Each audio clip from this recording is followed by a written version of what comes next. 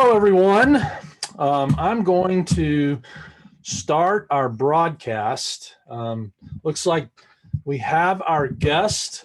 She's been a busy young lady this week, so we're glad that she's here. Before we get started, I've got a few things to talk about, a few little housekeeping items. First of all, this is episode 30 of the Net Effect, and I'm Robin Jones, director of the ABF Career Alliance. Welcome to this afternoon's Net Effect. As you're logging in, just a few quick things to cover. This is the Albert Baker Fund.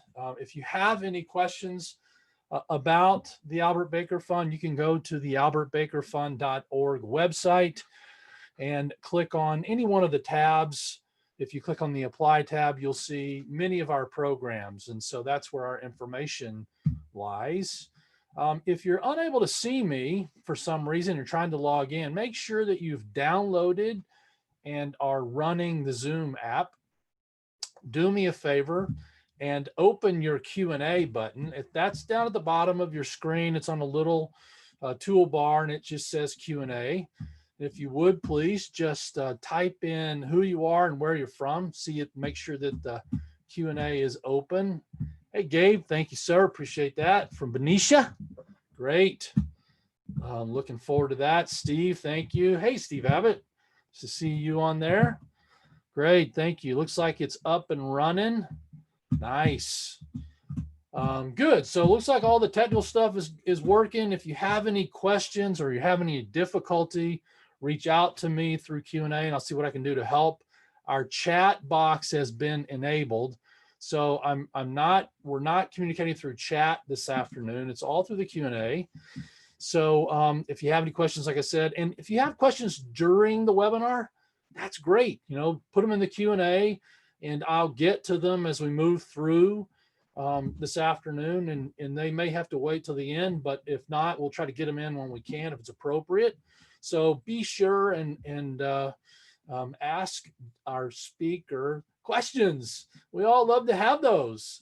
So without further ado, our guest is here. Welcome, Jessica. Thank you. I'm so excited to be here. What a great group. Well, we're excited to have you. You've been busy, I know. You're currently the director of Forest Resource Management at California Resource Agency. Is that right? Did I get that right? Pretty close, deputy secretary, but that's the portfolio. I do all things forest and wildfire for California. Well, I know that you're a fifth generation Northern Californian. I mean, that's going back a few days, right?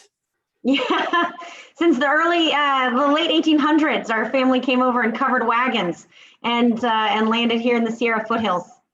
Wow. Well, your dedication to career and public service is awesome, and I don't want to delay getting into that. Instead of going through a long bio, we're gonna walk through kind of your journey and learn about Jessica and all the cool things that she's been doing. But we're going to first start with the school that she chose out of high school. And as I understand it right, we were talking, you had a couple choices. And so I was always curious why you chose a small little school in the Midwest. Definitely for the architecture. I mean, somebody lets you come live in a Maybach building when you're 18. I feel like, how do you turn that down? No, I really loved the mission of servant leadership that Principia promotes. They really look at the whole person education, and that was really appealing. Having grown up in Northern California, we were really active in Adventure Unlimited and Discovery Bound, and I was a counselor at AU and a camper at a bunch of different camps over the years. And so really had that concept of servant leadership instilled in me. And it was really appealing. I had the options of like UC Berkeley or things that were closer to home. And I thought going to a small school that really focuses on character education as well as academics was really appealing. And I feel like that was a great choice. Just the amount of insights I got from Principia and the caliber of friends I made, some of whom I'm seeing names on the participant list here. I wish I could see you all. But I ended up with just really good thinkers. And it is a school that really trains you to be a good thinker, and it's manifested in the architecture. You know, it's designed to be able to have quiet spaces to think and contemplate and listen. And I think that is very rare in academics and college these days. Often there's, especially in life after you get out of college, there's a sense of a pace that's really fast and you have to just keep moving. And Principia really challenges you and creates opportunities for you to pause and think and contemplate and deepen. And so I loved that. And just the caliber of experiences I had with the amazing speakers that they would bring on board and the attention from professors and amazing thinkers like George Moffett, you know, were just remarkable. And then the abroad program, you know, we all went on I went on the Peru abroad, and that was a deepening experience. It broadened my sense of the world. So I loved Principia and just found it to be enriching and grounding and an experience that really helped me build a foundation as an individual that then has served me for the rest of my life here. So when you were at school, what did you study? I mean, and why did you pick what you decided to study? Yeah, it's so funny. I got there and I thought I would go into mass communications, and then I realized that I wanted something to talk about. And so I studied economics and just found that really fun and engaging. But the advantage of a liberal arts education is it also really taught me how to be a good writer and a good thinker. And I had opportunities to engage in, I took a class on sugar bush management with Mike Recklin. And now I'm applying a lot of like that forestry sort of basics to my day job here. And so, it's to think about the different things that I've picked up over the years at Prin from a wide swath of classes that really served me well later on. So I had some of those wonderful products you guys used to produce, and Mike was one of our neighbors. So it was so nice when that started happening and you guys fired up the kiln back there and started baking all that maple syrup. That was just awesome. Liquid gold. Yeah, right. That's what I call it. Right. So when you graduated from Prin, how did you know where you were heading, or how did you know where you wanted to go? Yeah, so I had some exciting opportunities when I was still in school. I took a semester and went to Nepal to teach Nepalese women to be trekking guides. This was part of Gary Fleener would take the Nepal abroads. And so I went and did an internship with the guiding organization he uses, and so had a little experience of grassroots international development. I lived with these incredible, inspiring Nepalese women. I took all of my skills from the AU ranches. We all get certified as mountaineering guides in that program. And so I taught Nepalese women how to, work with guests in the mountains and keep them safe, and, some basic mountaineering skills for these women, and had a really deep, enriching experience, but also recognize the impact that you can have. I mean, one of my trainees, her name is Lil, and she and I did a trek together as part of the program, which was outstanding. And we trekked to the village that she was from. And so gave her in the small mountain village. We stayed with her family under, a grass hut, and there were insects falling on my sleeping bag from the thatched roof, in the night. And we were out in the fields with little sickles, harvesting the wheat that they were growing in terraced farming. It was a really fun and deepening experience for me.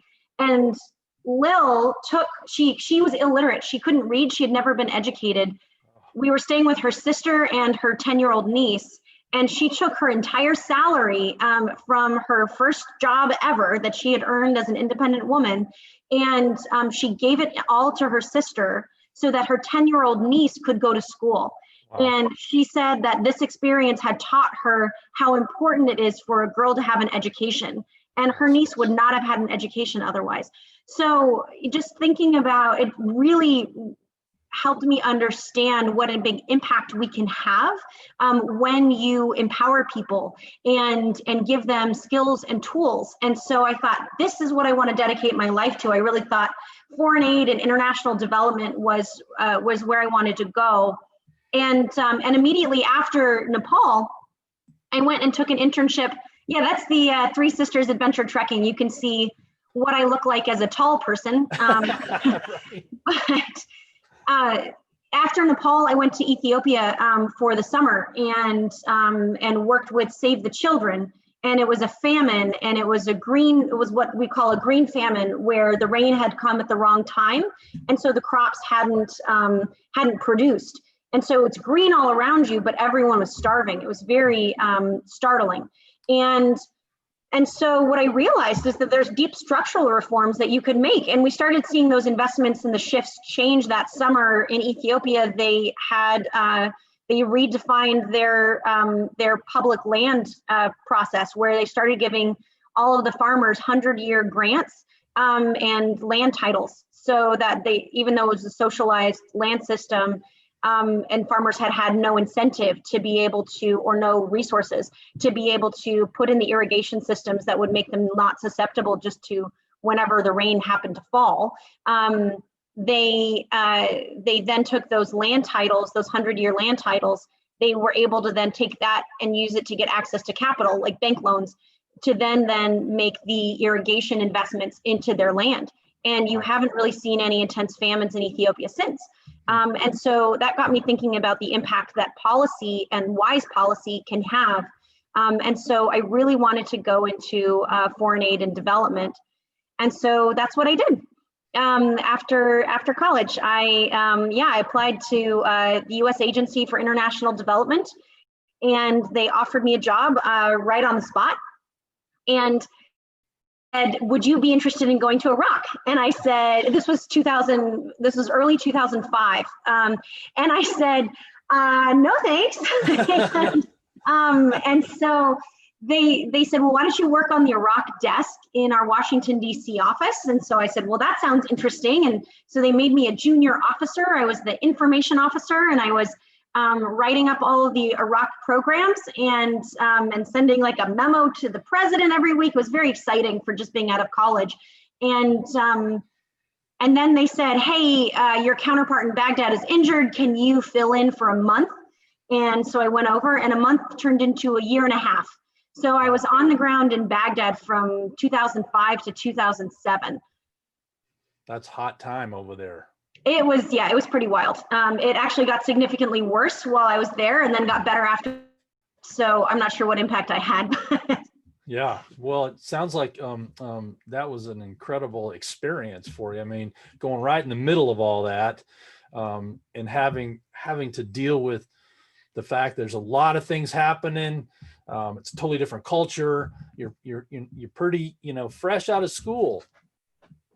So, yes, Principia to Baghdad is quite a transition, I will tell you. I mean, you kind of had to eat some chicken quick, I think. Exactly.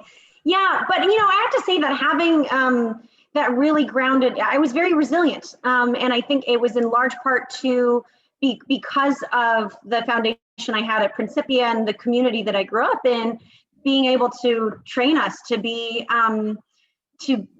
calm in crisis, and to be able to have the tools to pray in crisis, and to be able to resolve problems and be somewhat unflappable.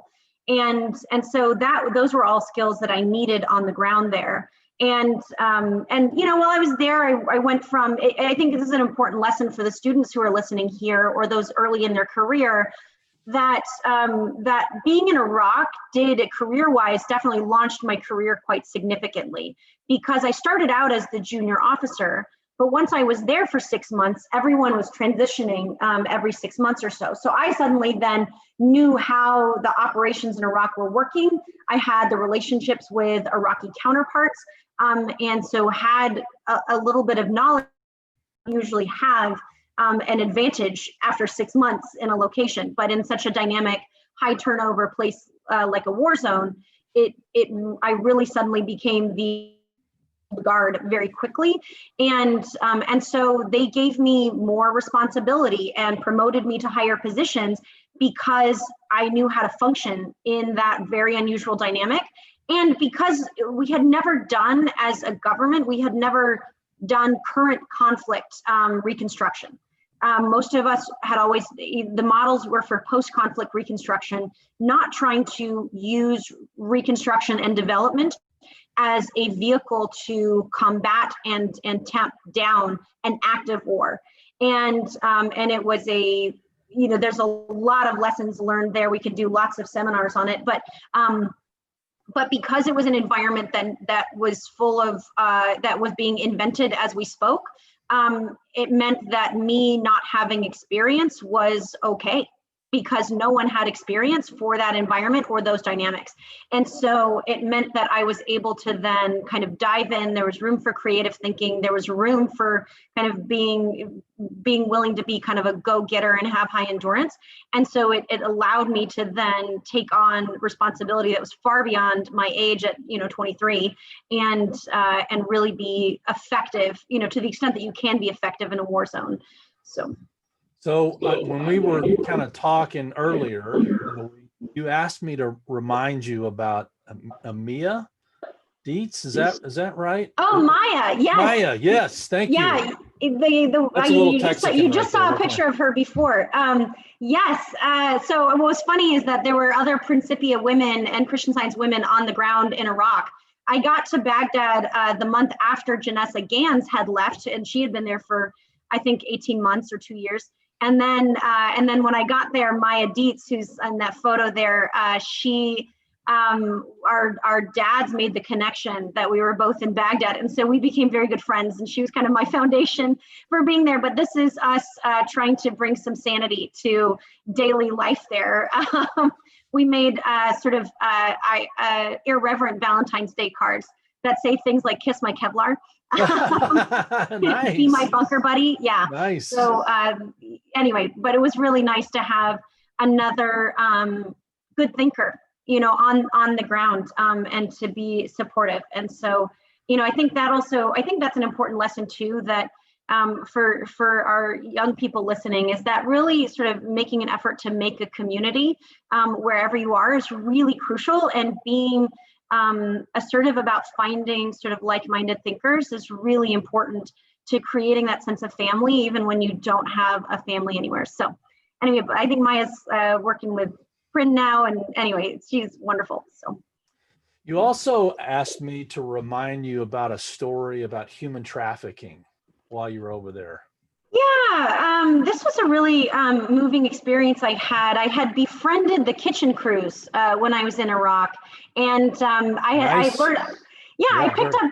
They were all Nepalese. They were all guys from Nepal, and so our kitchen staff were these Nepalese cooks, and they were our buddies, and we played volleyball with them. And because I spoke a little bit of Nepalese from having lived in Nepal, I was one of the few people that could translate. And one day I saw a story about Nepalese men being trafficked as bonded laborers to Iraq. And so I went up to our kitchen staff and I said, "Is this your experience?" And initially they were like, no, we're not trafficked. What are you talking about? And it didn't translate. And so I started asking more targeted questions. And this also came from Principia. I didn't even take this class. I think Billy Miller had a class on something about human trafficking. My roommate had a book. And so of course I read it, and called Modern Slavery. And so I had read someone else's textbook from someone else's class, but learned the signs of what you look at for modern slavery. It makes me wonder if maybe I should have done more social things at Print, but it worked out fine. So anyway, but I knew some of the signs to ask for, and had a little deeper understanding of what modern slavery looked like because of that book. And so I asked them, I said, did you pay a fee to get this job? And they said, yeah, we did.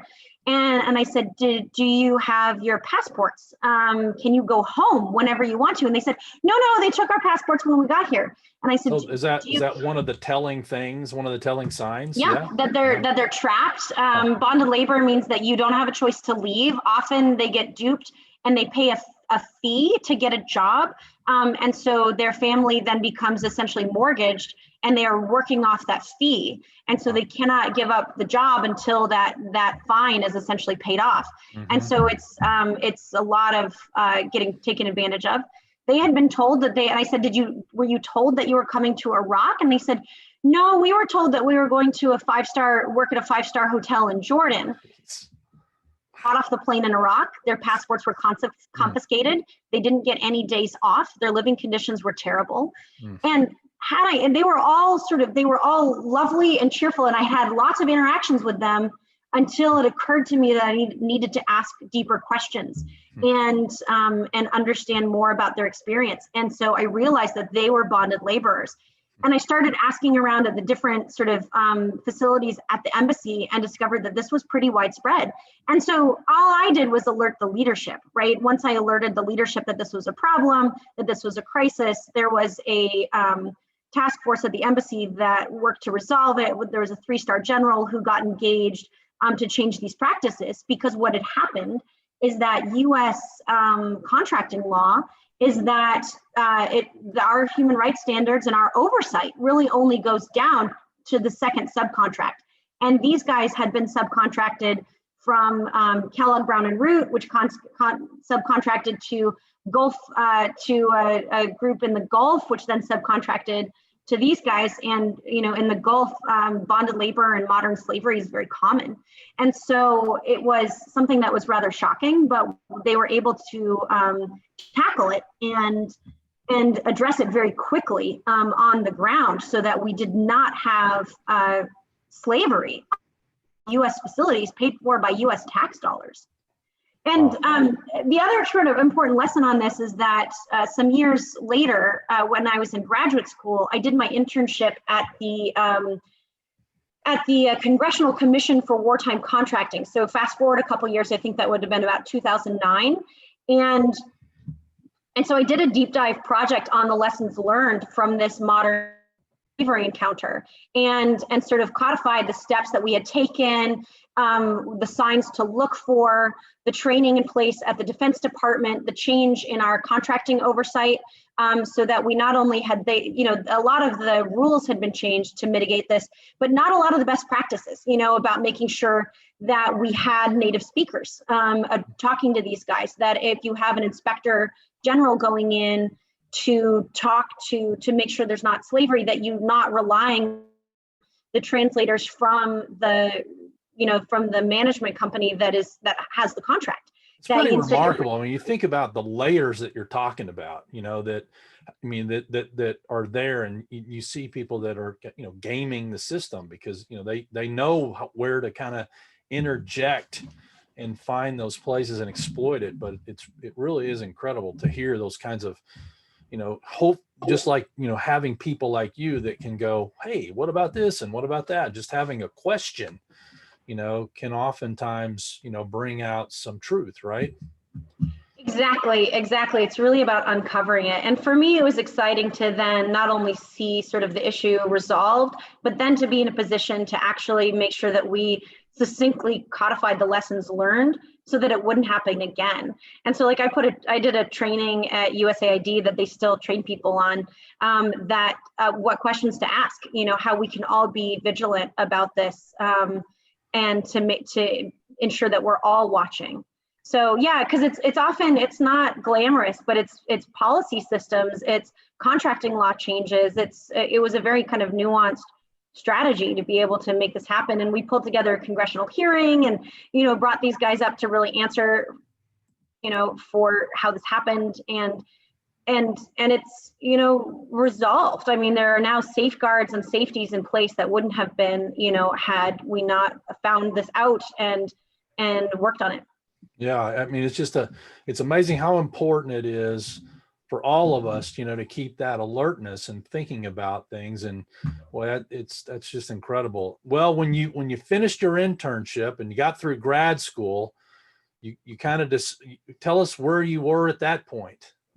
Sure. I went and worked at U.S. Pacific Command in Hawaii. In graduate school, I focused on, actually, I didn't send you any Hawaii pictures. I'm sorry about that. That's all right. This is close. I mean, we've got water and beautiful mountains. Yeah, Hawaii's got that, right? That's actually Lake Aloha in the Sierra, so I think we're close. Yeah, there you go. So in graduate school, I decided to kind of refocus. When I came back from Iraq, I worked at the State Department for a couple years.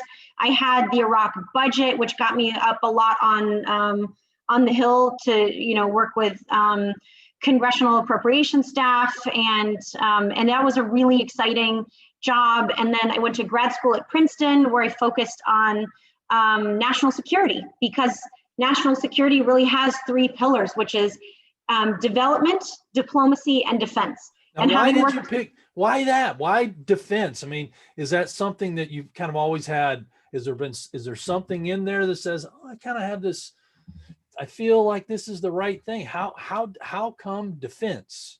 Well, it was one of the lessons I learned in Iraq. I often saw State Department, USAID, and the Defense Department competing with each other rather than having a more cohesive approach. And a lot of it was because there weren't people who could translate the corporate cultures between the departments. And so even though they often wanted the same thing, they had such a different approach that it made it hard to translate and to actually be coordinated. And so I thought, wait, we need people who these are the three pillars. It's like defense, development, and diplomacy are kind of the three legs of a national security stool. And in Iraq, I saw them in action, but kind of pulling each other apart, and the stool was collapsing. And so I thought, we need people who can translate and understand all three. And so when I went to graduate school, I really wanted to focus on national security and how it works as a system and how we work on prevention rather than response. And often we think of national security as a society as big guns and active war. And really, national security is about preventing conflict to begin with. And so I wanted to understand the tools that we have and the mechanisms in place to really reorient our national security and really think about and emphasize the prevention tools rather than the reaction tools. And so, but you have to understand the reaction tools to be able to demonstrate a full strategy. So it was so fun. I did my graduate work at Princeton. I called it Disneyland for Nerds. It was just amazing. It was also a very small program with a lot of access to really phenomenal thinkers.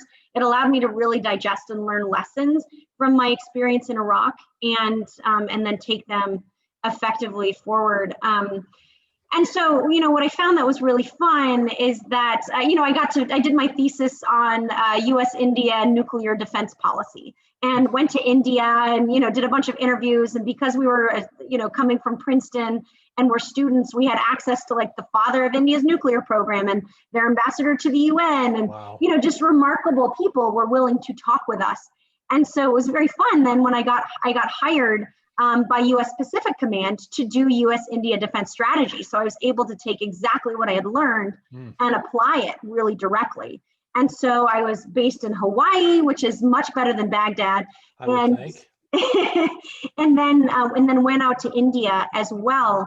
And it was fun because listening, I was trying to figure out how we really, the hurdle we had was how do we develop a longer term defense relationship with India and the world's largest democracy, and obviously they've elected a much more difficult leader for us now. But at the time there was a real hunger to deepen that relationship, and so we were trying to get creative and innovative. And one of the things I found was that politics really came into play. That India kept holding the U.S. at arm's length. And no one could fully understand why. And I started looking at sort of the political pressures of some of their defense leaders, because in India, most of their civilian leadership are elected officials. not appointed. So they are very responsive to their constituents and the political pressures on the ground. And so took a look and realized that the domestic pressures that leadership was responding to was a local demand for resources, a huge demand for what do you do with a rural unemployed labor force, and then they were having problems with invasive species. In particular, there was one called water hyacinth that was just choking out their canal system, which in southern India is their roadways. They all function on boats instead of roads. And so turns out US Pacific Command had the technology that turned water hyacinth, this invasive species, into jet fuel and into a bioenergy. And it was too labor intensive to be cost effective in the US. And so I went around and started collecting the technologies that we had developed as a military, or that we had access to, and developed a strategy where, to incentivize India to engage with us, we would give them free transfer of renewable energy technology that would address their local demands. And it became a huge incentive. And it was really funny when I was briefing US Pacific Command leadership on this strategy. I was talking about water hyacinth and plants and biofuels, and there was a crazy moment because as I found in most of my career, I was often the youngest by 20 years, but I looked around this room and it was the senior leadership and the 4-star admiral, and I was the only woman in the room. There were like 40 people there, all brass, and I was the only woman in the room, the youngest by 20 years. I'm kind of thinking that scene in Top Gun, where Tom Cruise and, or that's kind of how it seems to me. Yeah. Right. Where he's in there with all the pilots and the young analyst is there, and she's, this woman with all these hotshot macho guys. That's what I'm picturing. Pretty much sums up my career, except I wouldn't always describe them as like hotshot macho, but yes, all the guys. And less better, they don't look quite as good as Hollywood. Talking about flowers, right? Well, yes. So there was somebody who walked, the admiral loved it. And so they immediately adopted it as our policy and our strategy for India, which was very exciting. And somebody after the briefing, somebody walked up to me and they said, that took a lot of guts to stand up in front of those guys and talk about plants. Right. I mean, and turning them into jet fuel, no less, right? Yeah, but it was a strategy based on listening and talking to people, understanding the dynamics, and that made it room for creativity. And so I felt very confident standing up and pitching this because I knew it could work, and it did. And so it was exciting I think that the lesson there is to really be grounded in your ideas, right? Make sure that you've really ground truthed them and thought them out, but don't be afraid to stand up and share a bold idea, because the power of the idea, not the power of your personality, is what really drives home the results. And so I don't know, I've always felt very grounded by saying, a right idea has its moment and it comes complete with everything it needs to manifest itself. And so I felt like the steward of this very exciting, innovative idea, as opposed to the Jessica plan. And it made it easier it's always made it easier to pitch these ideas when they kind of come complete. So your time there it was time for you to go, and what did you say? My gosh, I can't imagine going to something more exciting than some of the things you're describing, but what happens now? Yeah, so after that, I went to USAID. I decided it was time to return back to DC. I was in the civil service. I wanted to kind of rise up in my career. There's not a lot of upward movement potential for civilians at US Pacific Command. And candidly, it was a very male-dominated environment. I did not see a career path for me staying there. And so I moved back to DC. I worked for USAID, worked on budget issues. But I found after a couple of years there, I had gotten myself kind of stuck in a bureaucratic cul-de-sac. And being in the civil service, your career moves a little bit more slowly. Initially, I was a presidential management fellow, which has you rise up rungs really very quickly. And then I kind of plateaued. And I looked around and I thought, is this the highest use of me? Is this where I can serve the best? And so I did a lot of soul searching. I went and started thinking about what is my calling, how can I be effective? And I think often it would have been very easy to just stay in that role and kind of work my way up the civil service, very steady, good career. But I felt like I was kind of at the top of it and didn't see a lot of fast progress and didn't see sort of maximizing service. And so I took about a month off and went backpacking on the Pacific Crest Trail. That's this picture here. I'm glad you can't smell. But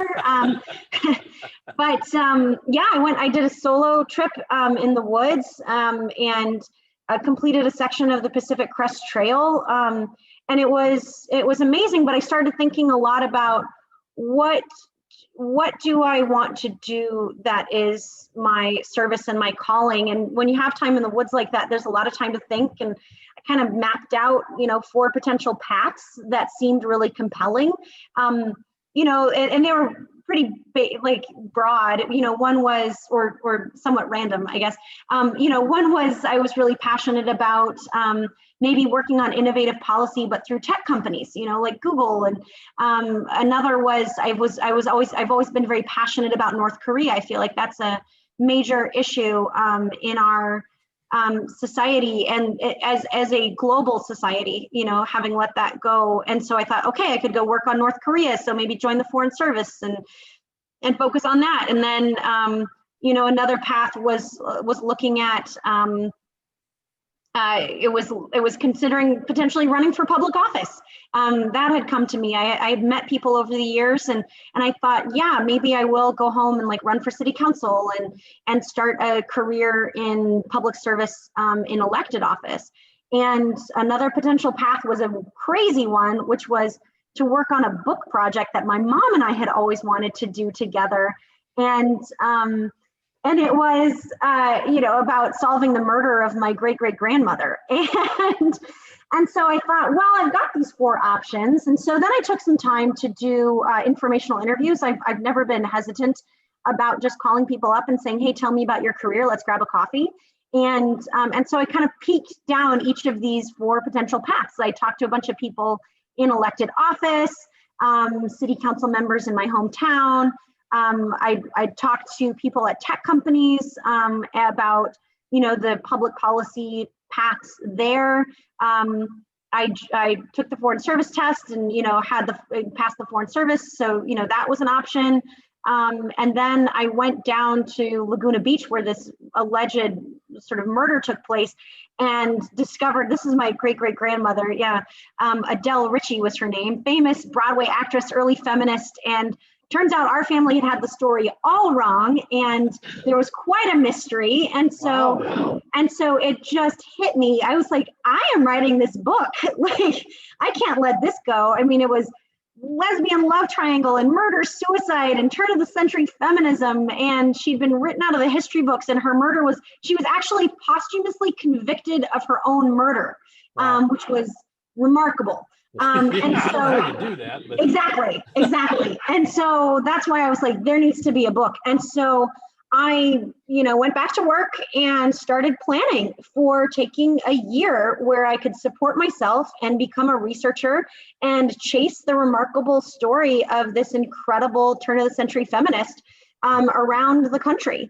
And I had no idea how to be a researcher, and I loved to write, but wasn't formal at it. And so I built a budget, made a plan, found all of the archives that I needed to go track down. Her letters and photos were in archives all over the country, and letters of the people that she interacted with. And so I, arranged, we have an incredible Christian Science network of friends and family who opened up their homes to me, and they're like, oh, we're gone for a couple weeks. You can pet sit here and there. And so I was house sitting and pet sitting and staying in people's spare rooms in cities all over the country, from New York to Philadelphia, and rented out my own little place in DC on Airbnb to give myself a little bit of income, and lived on a really tight budget, and dove into archives for the better part of a year. And Wow. it was such a grounding experience. It was, I would encourage everybody to identify a passion project it felt a little bit random. Everyone in my life thought I was insane for dropping. What she's doing, what? Exactly. They thought I was crazy. Some people were very inspired, but most people thought I was crazy, and they were still willing to support me, which says that you have got a really strong network. Yeah, I would say your family loves you very much. I know. Yeah, and but it was such an exciting adventure, and it was so grounding to kind of feel like get to know this incredible woman and her story, which is a whole other conversation. But I solved the mystery. I solved the murder. I wrote about 100,000 words, which is probably I wrote about half the book and had it ready to go to publishers. And then Donald Trump happened. And so, I had studied nuclear non-proliferation in college. When he was a candidate, he came out and said that he was going to give nuclear weapons to Saudi Arabia. And I said, that's not okay.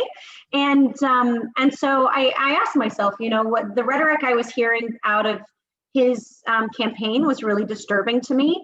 And I thought, what would I do if I was at this moment in history? And I thought, Adele Ritchie is the woman you see in front of you there. And I thought, what would Adele do? And she was somebody who boldly she saw a problem and she would boldly charge at it and be undaunted. And so I decided that she wasn't getting any deader. No one else was going to steal my book. So I decided to put it on pause and dive in and work on something that I was also passionate about. It felt like the urgency of the moment was to get into politics. And I had never done politics ever. I'd always prided myself on being a policy person. And so I went and I worked on the Clinton campaign in Colorado for 3 months and met amazing people, discovered that I was pretty good with a clipboard. I dropped into an area where I didn't really have any network or political connections, and instantly a team of about 250 volunteers who were really active and responsive. And I thought, oh, this is political organizing. I can do this. And so when we lost, my initial plan was to go. I went back to New York. Was going to start pitching publishers on my book, and I did the DC Women's March, and I thought, okay, I'm gonna work on my book and then go home and run for office. And in like 2 years, I was like 2022, I'm gonna go home and I'll write my book at home and then I'll run for office. And then on day one of Trump's presidency, my local member of Congress came out in favor of the Muslim ban. And I felt like that wasn't okay. And so, I apologize for anyone who's finding this a little bit political of a talk now, but I'm kind of telling you what motivated me individually. And so I felt like that wasn't right. And I knew that I needed to stand up for what was right. And so I instantly got on a plane. I came home and I started running for Congress. And once again, my family thought I was insane. And this is the craziest thing we've ever heard, Jessica. What are you thinking? And I started with just a clipboard. And so for those of you who are thinking, should I run? Should I not run? If you have a deep motivation, that's what you need to be able to run. You need to be able to have a motivation that is going to allow you to run through brick walls. And so if you're asking yourself, am I feeling motivated enough to charge headfirst at anything? Then yes, you should run. And if you're thinking, no, I might not run into a brick wall, then don't run. Because it was one of the most, even it's comparable to being in a war zone of the level of endurance and stamina and nonstop pace that is demanded of running for office. But you don't have to have some special pedigree to do this. You don't have to have huge amounts of political experience. That's kind of what you think, though, right? I mean, that's certainly my impression. When I heard you were doing it, I was thinking, boy, she's biting off a big bite of that cake to try that, and it's like, but I guess not, right? You've proved that you can. Yeah, and it started as a grassroots campaign. I went around the district with a little clipboard. I love clipboards, and I introduced myself to everybody, and I said, "Hey, I'm Jessica. I'm running for Congress," and I made everybody at every event I went to, I made them sign my clipboard so that I had their email and their phone number, and so that was even before I officially filed or ran for office. I did a bunch of conversations. I did a 3-month listening tour of my district, because the district was from the suburbs of Sacramento, like the Roseville area, all the way up through Lake Tahoe, and then south down the Sierra to past Yosemite to Fresno County. And for those of those who aren't familiar with that, I mean, we're talking about inner city to very rural forest mountain areas, right? Yes. I mean, and kind of in between all the things, all points in between. So you've got farmers and ranchers, and you got folks in technology in Folsom, right? Mm-hmm. Exactly. It's a wide variety of people and a wide variety of issues for one congressional. It's 10 counties, right? It's amazing. Huge. And ironically, when I done my backpacking trip, I actually hiked the exact district. I hiked from north of Tahoe down to Mount Whitney, which is pretty much I hiked beyond the entire district. I don't think I knew it was that big. 10 counties, that is huge. I mean, that's a lot. That's a lot of rural. Yes. Yeah. Yes, exactly. But I was so grateful for everyone who came together to make it happen. This is a photo of my dad pulling out his Argo, his amphibious hunting vehicle. We have decoys in the back. That's a fourth. They asked me, the Democratic Party told me to show up in the parade, convertible, and I was like, I got one. And so we decked out. Yeah, we decked out the hunting Argo and went down the streets of, I think that's Lincoln, California, in the 4th of July parade. And Print alum for we're Albert Baker, so you guys probably all know Alan Basher. Sarah Basher and her husband came out. Like, everybody came out, Republican and Democrat. They were all standing around this Argo and handing out flyers to everyone watching the parades. Alan's on, actually. I saw his name in the Q&A earlier. So yeah, shout hello, out. Mr. Basher. Good job. Thank you for having a daughter. She's wonderful.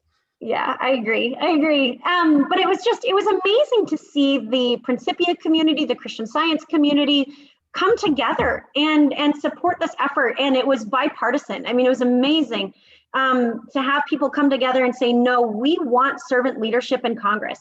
Because I ran on the platform of saying our political culture needs to change, that our political culture needs to be focused on problem solving for our community.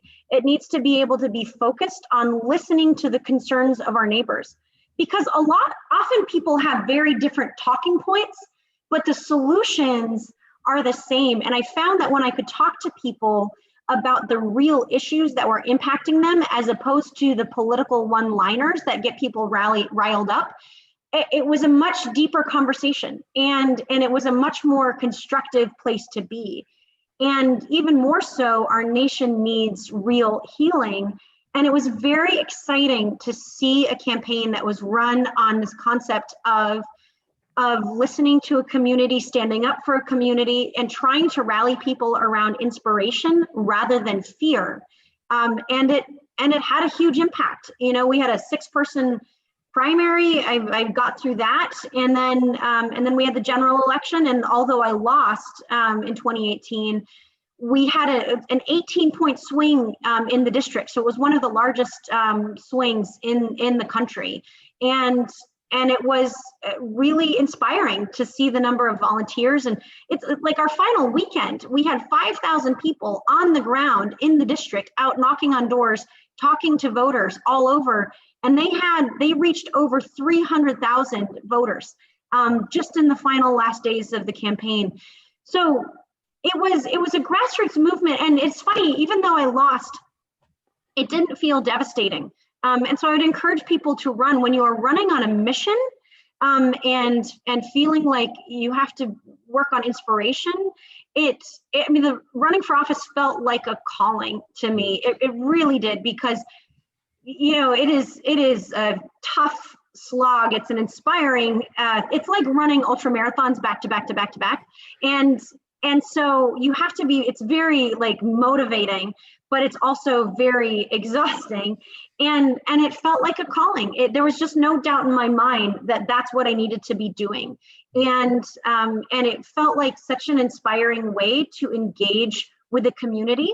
But I also used my platform to be able to get messages out that needed to be heard. And one of the big policy platforms that I was running on was wildfire and solutions to wildfire. And platform talking about how we are proactive about our fire efforts and proactive about forest health, but use it in a way that creates businesses and creates local jobs and does it in a way that enhances our ecology.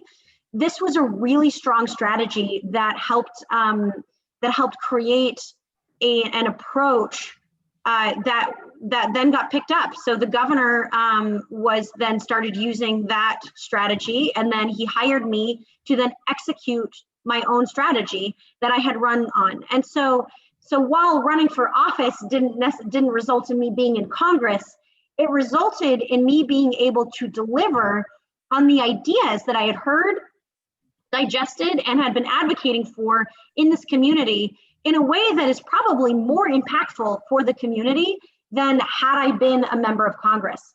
I would definitely, certainly living in that area, living with the forest already, having evacuated once already as a result of a fire that I could see from, see the smoke rising from the back deck. Steve Abbott, good friend, love Steve, asked, he'd love to hear about some of the projects, some of those specific things that, that you're working on and in the arena that you're in now. Oh, sure. Yeah, I mean, fire resilience is really looking at kind of three, I look at fire resilience in California as kind of having three prongs to it. They're easy to think about as concentric circles. And so we work on projects on all three levels, right? So the innermost is the community. So that's looking at hardening homes because houses burn from the inside out in a catastrophic fire. So if you can prevent embers from getting in or windows bursting, then you can your home has a much higher chance of surviving a fire. So home hardening, where people kind of do the defensible space around their home, is really crucial too. And so doing that public education and outreach and getting people resources to fire harden their homes and communities, absolutely crucial. The next layer is what I call strategic fuel breaks. This is where you have thin strips of forest.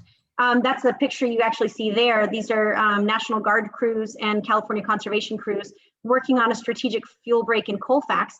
And so you thin strips of forest or shrubland where firefighters take a stand. And it also creates an evacuation route during a really big fire. So those are really crucial. And so when I came, first job when I came on was the governor had 35 emergency projects that he put the National Guard on. And so they usually take about 5 years to accomplish. We had to do them in 1 year and do them in an environmentally safe way. And so my job was partnering up with the environmental community, keeping track of these projects, making every time they hit a hurdle that we cleared it so that we could actually get them done in a year. And we did. And so that was really exciting. Because all of those projects then came into play this fire season and had a pretty life-saving impact. Like the town of Toll House was saved, for example, in the Creek Fire by one of those projects. And so these are the crews on the ground who go out there, and they do the thinning work. But it's nice because it also restores the ecology. Like that fuel break in Colfax, they manage it with prescribed fire, and that's how they maintain it. And now it's growing. We partnered with the Native Plant Society to design it. And so now it's growing milkweed and morning glories and is now monarch butterfly habitat. So you have this amazing safety tool that is also promoting our ecology. And so you have that community layer, that strategic fuel break to stop the fire from coming into the community in the first place. And then the last layer is really the landscape. So that's restoring the healthy forest so that they look a little bit like the forest that's behind me.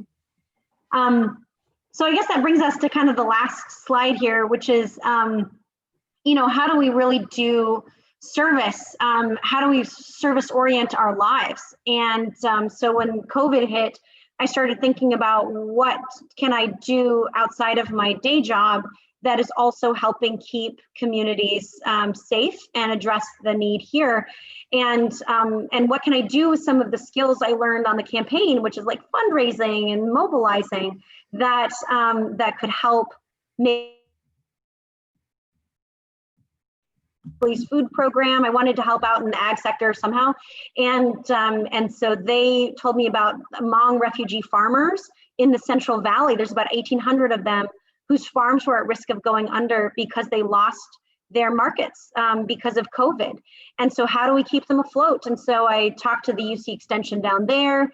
They got me in touch with a couple of business NGOs that work with Hmong refugees. I got in touch with a group that connects small farms to urban markets. And so I brought these groups together and talked about, what do you guys need on the ground to make this work? And we developed a strategy that we would create a buyback. We would buy food from these small farmers and then deliver it to fresh produce, to families in need. And then by virtue of the farmers coming forward, demonstrating that they lost their markets, then they would get special technical assistance that was language appropriate to actually to be able to modernize their businesses and connect to urban markets. And so, because the barrier for these farmers was that they didn't speak the language, their farms are cash-based, and they didn't qualify because they're not keeping sort of the right levels of records that you would need, and they have language barriers, and they had been in fear of like deportation and stuff. They couldn't qualify some of the more formal programs and the relief programs designed for farms. And also most of the relief programs for farms were built for larger industrial farms. And so these guys were falling through the cracks. And so we aligned people. I sent letters out and called donors, and everybody delivered. We raised $100,000 to launch the program. Then the city of Fresno put in $500,000, nice. And then and then a larger nonprofit, Tom Steyer's wife, Kat Taylor, took it on to make it sort of more statewide. And so these programs are sustaining, and it was really inspiring to meet the farmers and the volunteers who came. And I think it's the right. The lesson for me is that when you have the desire to do good, you can find the people that you can just align to do it. So yeah, I think those are the right points. Be nimble, be fearless, be willing. That's a picture from from out protesting at the inauguration. That was me and my friend Left Shark. But we had some funny signs, about draining the swamp. Yeah, so I mean, it was exciting, and I forgot that there are questions in the Q&A here that I am not reading. So yeah, so I've got you covered. I thought we'd grab those in a second, and I appreciate that. The last thing I wanted you to just quickly cover before we get to the Q&A are the career resources as it relates to. Yeah, I just threw in a few here that, if people are interested in like getting into the Foreign Service, you should absolutely apply. They are going to be in high demand right now. I think that there's the exciting opportunity to come back into government service in a really compelling way. And there are, CAL FIRE is in significant need and is expanding its hiring for foresters and fuel crews, so you can come work for us in California on the fire issues. I don't know that I clearly stated, so the California Natural Resources Agency is the parent agency of our fire agency, which is CAL FIRE, California State Parks, California Conservation Corps. I put their link in there too. If you want to have young people in your life that need a really exciting way to do service, our Conservation Corps is so nimble. They are out. We have fire crews through them. We've got, they do fuel reduction work and the forest health activities. They were out staffing the food banks during COVID, cleaning places for people to stay that were safe and sanitary. They are very and very engaged. So if you want a nice way to serve the state, the CORES program is outstanding. And so, I think opportunities for service, but we've got about 26 different departments inside of the California Natural Resources Agency, state parks to CAL FIRE to Department of Fish and Wildlife. And so it's been really an honor for me to be in this role, to be able to see the incredible public service work happening in our state so that we are good stewards of the incredible ecology that we have. So. Well, I know I just had a couple of the young men that I coached in high school. They just saw one of them's moms the other day, and they both gone through the CAL FIRE training academies. And so they're now out deployed in amongst the woods, I guess. So yeah, all those things are great opportunities. I had a couple questions there, and we're running a little long, Jessica. I don't know what your time frame is here, but I'm okay. Yeah. Okay, great. So we'll try to get front-loaded all my meetings today. Okay, great. Thank you. So a couple questions. Steve Price asked, what are the largest barriers right now to solving the wildfire challenges in California? Yeah, there's a couple. There are barriers at kind of each of those rungs that I told you about on the landscape level, and which also applies to kind of the fuel breaks level. It's actually workforce training and access to capital. One of the biggest things we need is to be able to have. We're getting resources projects, but the cost of those projects, the thinning projects and the forest restoration projects, are going up because we don't have enough trained crews to be able to hire to do that work, and you don't have enough small businesses starting up to bring in the equipment that you need, whether it's masticators or non-traditional forestry. Like we're developing a lot of the stuff that comes out of a forest thinning project is actually giant slash piles. There's some that are like the size of strip malls in Tahoe. I've stood next to them. They're quite remarkable to see. And so all of that doesn't have a traditional market needs to come out of the forest. The alternative is to pile burn it, where the carbon just gets released. So there's a lot of innovation around that woody biomass, but you need to be able to start businesses around it to be able to have that actually jump forward. So whether it's turning it into biofuel or something called cross-laminated timber, where you're laminating smaller diameter wood into large beams, kind of compress it all together into large beams, and that replaces steel and concrete in construction. And so we just changed California's building codes this year. We can now have up to 18 stories made out of this cross-laminated timber, which is essentially a carbon sequestering tool. And now that should be able to give a clearer path for businesses to come in on that sector. So being able to have access to capital and lending programs that will allow people to start businesses as either fuel crews or small mill operators or sort of innovators around biomass uses is going to be really crucial. Training the workforce through community college programs, scaling that up, and through California Conservation Corps so that we have trained professionals to hire in these sectors is crucial. We've been doing a lot to expedite the regulatory environment. We just established a program that did a pre-environmental review on 20 million acres across the state. Our environmental review process typically takes about 2 years. We've shortened that down to about 3 months. Because we did a front loading of the reviews, and so now any non-federal project in the state that's doing fuel reduction, forest health, fire resilience, it's very specific about what you can do. It's really the things that we need ecologically to do. We've created a faster track that allows people to be both environmentally safe but now efficient. So there's things like that we're doing kind of on every level. On the more community level, on the home hardening level, I'm working on something where, we've done a lot of education and outreach through CAL FIRE to tell people, here's the type of vents that you can put on your house, and here's how to make sure you've cleaned out your gutters so that they won't embers. But here's the windows you need, and here's the right kind of siding that will make home fire resilient. but a lot of there's about 2 million homes in California that aren't fire resilient, and so that are in need of this retrofit, and a lot of people can't afford it. And so we've been trying to find ways to fund that. And so I've aligned some smaller grants that we have. We're going to try to get a 3-to-1 matching grant from the federal government, turn it into a $100 million program.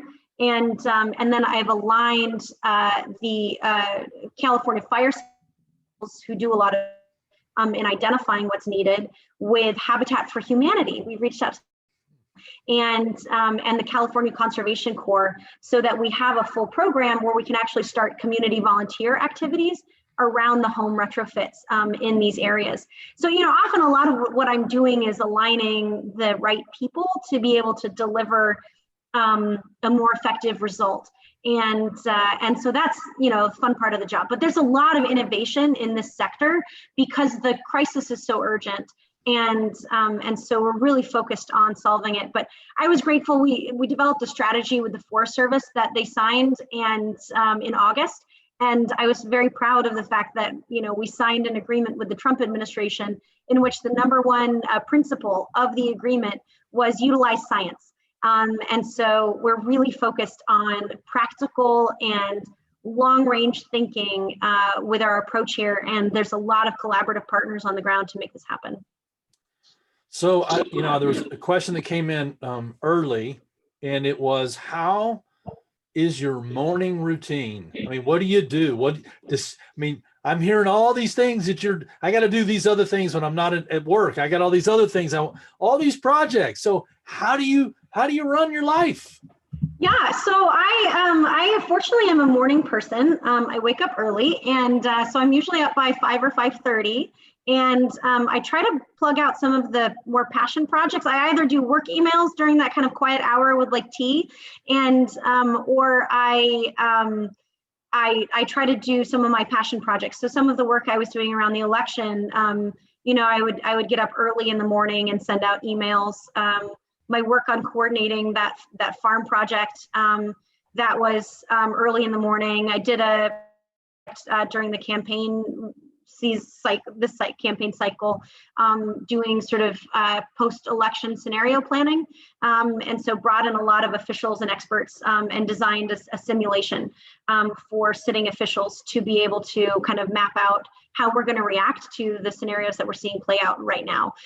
So what's nice is that they're ready, and so, but all of those activities, you're right, take a lot of work, and so I would often put in kind of an hour in the morning and a couple hours in the evening on the passion projects, and then I go for a run, and I always make myself a real breakfast. I pre-chop all of my vegetables and my meals for the week in little containers, so that I actually make myself a beautiful fresh omelet and a fresh smoothie every morning. So if anyone wants to come for breakfast after COVID, I'm your gal. And so then by about 8:30 or so, I'm back focused on day job work, and usually I'm kind of in full sprint on that all day, and depends on kind of where we are during fire cycle. It was just nonstop on weekends.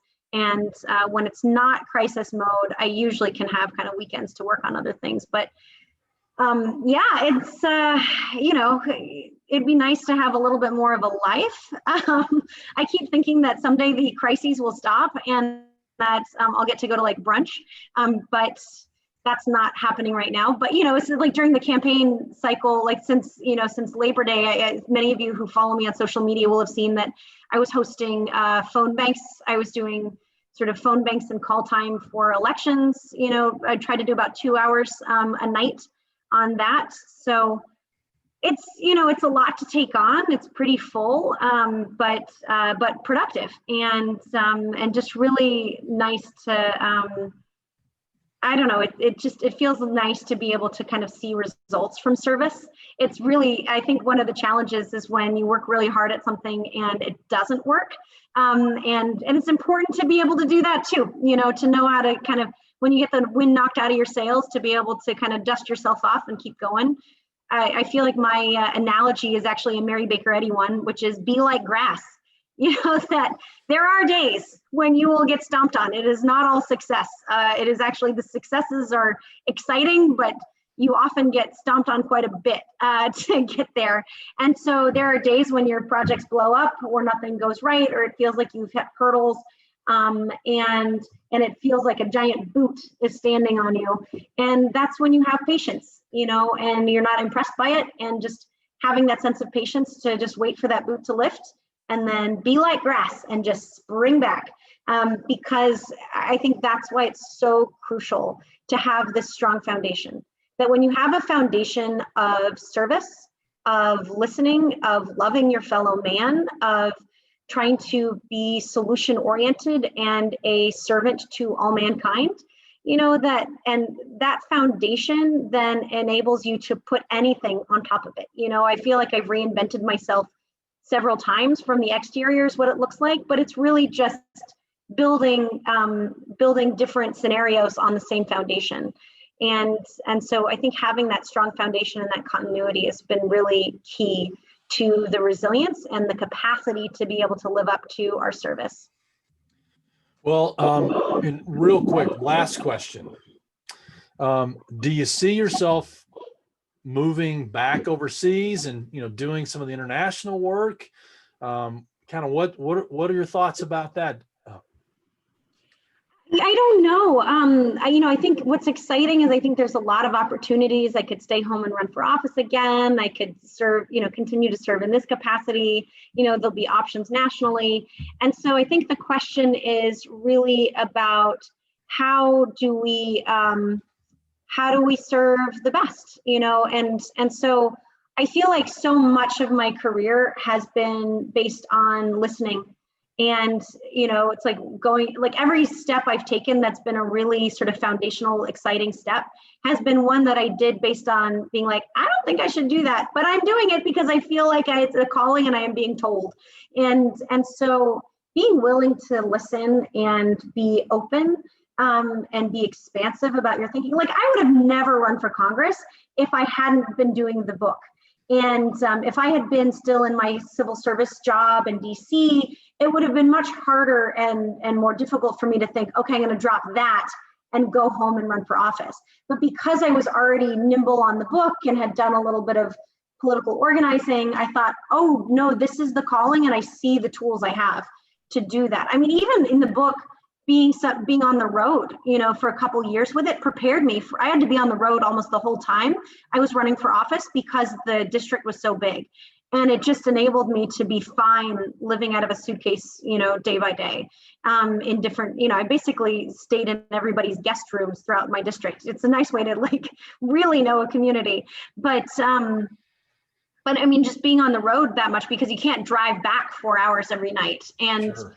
and so, so I felt like different tools I picked up along the way were really crucial, but I was open to it. And so I'm still open. Like I now I'm sort of at a spot where I know that I will get clarity and a calling. It doesn't mean that you're just sort of passive waiting for someone to talk to you, like being willing to kind of take steps, look down different paths, ask questions, talk to people who are engaged in it helps make those calculated risks. But being able to then be willing to listen to that intuition that says, yes, this is the right path, go down it. I mean, do you find time in your day to have that quiet time? You talked about in the morning, you get up early so that you can just kind of have that presence of mind to find that sense of peace and harmony and kind of retain that and help you through your day? Yeah, often, I feel like we all wish I wish I could do it more, but I find that that's why I go on a walk or a run every morning, that having that quiet time to be just, it allows me to kind of listen and be open, and willing. And I think being deliberate about creating that space, kind of like what I was talking about at the beginning with recognizing that Principia is designed architecturally to have quiet spaces and benches along the bluffs and quiet places to walk, to really insist that you have space to think and pray. And so I found that for me, being willing to take that time every morning to be outside and to be able to think is so crucial. I have to say that the fires we had in California, where you couldn't go outside for a couple months because the smoke was so bad, Yep. it was a little bit soul crushing for me. Yeah, it was terrible. You know, I think everyone struggles, you know, with the isolation of COVID and the sort of disruption of our routines in different ways, and the wildfire crisis and the compounding stuff. And so it's so important to be able to find creative ways to make that space, even when your usual tools aren't available.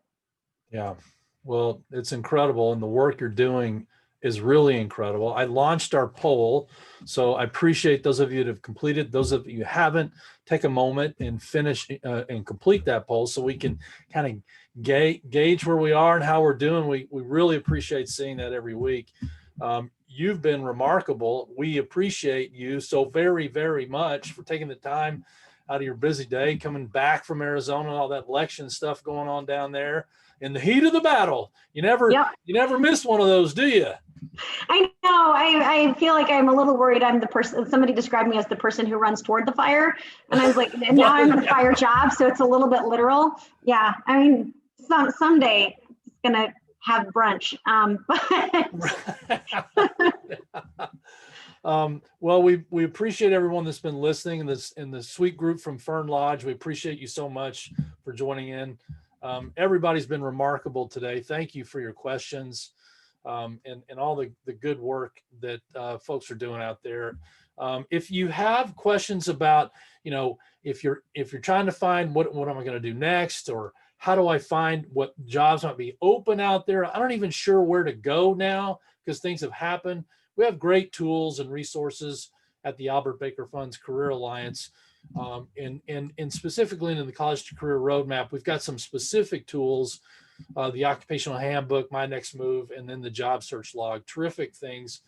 All you got to do is go to abfcareeralliance.org, and you can pick any one of these tabs, and you can see there's lots of different opportunities, lots of different resources, lots of different things to help you with decisions like that and uncovering. And then we have one-to-one career connections with career allies like Jessica, and job opportunities and internships and externships. So please take advantage. And if you would like to speak with Jessica one-to-one, you can reach out through the Albert Baker Fund, through our Career Alliance, the one-to-one career connection, and we'll help facilitate that connection so that you guys can have information interviews like Jessica did when she was searching for the next round of whatever it is she was going to do, right? Yeah, please follow us. Yeah. And like us on Facebook, follow us on Twitter, follow us on Instagram, connect with us on LinkedIn. We appreciate all the support. Our students appreciate so very much the fact that everyone worked so diligently to help us with the Brotherly Love campaign. The team of the Albert Baker Fund appreciates it so great. And they're in the process of getting those applications out and all the financial resources to our students during this specific time. So thank you all for being with us. I know we went a little long today, but you know, when you got someone as good as this sweet gal is, and you got to just roll, you know, you got to be able to listen and learn. So that's what we did today, and we so appreciate it. So thank you, Jessica. Thank you so much for having me, Robin. And I'm just so grateful for all of the incredible work you're doing at the Albert Baker Fund. Just really giving foundations and opportunities for incredible young people to have that foundation in servant leadership and to be able to give back to the community. And I just want to say that that I'm really grateful for sort of the journey I've been on, but it is really a journey of a community that every step of the way, I had an incredible community of people praying and supporting and outreach and loving. And I am just so grateful for the community that that Principia is and the Christian Science community, because there is a willingness to just dive in and support ideas and servant leadership. And I have benefited so much from that. And I'm just so grateful for all the support. Well, you are a shining star and a wonderful inspiration to us all. Thank you. Thank you. And thank you all. Look forward to seeing you next week.